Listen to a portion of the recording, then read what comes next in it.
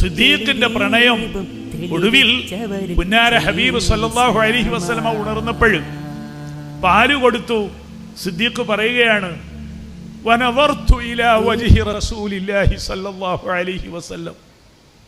ആദരവായ റസൂലുള്ളാഹി പാല് കുടിക്കുന്നത് നോക്കി നിന്നു ഞാൻ. ഫശരിബ റസൂലുള്ളാഹി ഹത്താ തവൈതു.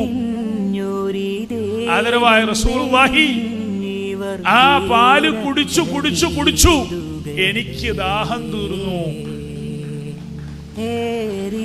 ഇത് വായിക്കാൻ ബുദ്ധി പോരാ, ഇത് ഗ്രഹിക്കാൻ ഖൽബ് വേണം. തൊട്ടതെല്ലാം പൊന്നാക്കിയതല്ല, തൊട്ടതിനെല്ലാം ജീവൻ പകർന്ന സയ്യിദുനാ റസൂലുള്ളാഹി നമ്മുടെ ഖൽബിലേക്കുള്ള ആ ഹയാത്ത്.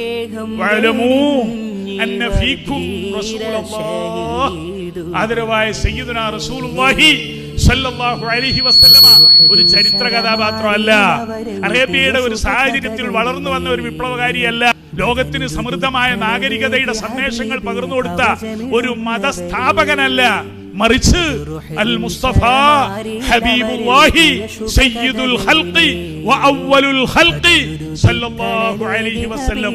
ആ ഒരു തിരിച്ചറിവിലേക്ക് പതുക്കെ പതുക്കെ ഒന്നടുക്കാൻ പരിശ്രമങ്ങളാണ്. നമുക്ക് ഒറ്റയ്ക്ക് സാധിക്കില്ല. അല്ലാഹുവിന്റെ വണക്കം വേണം.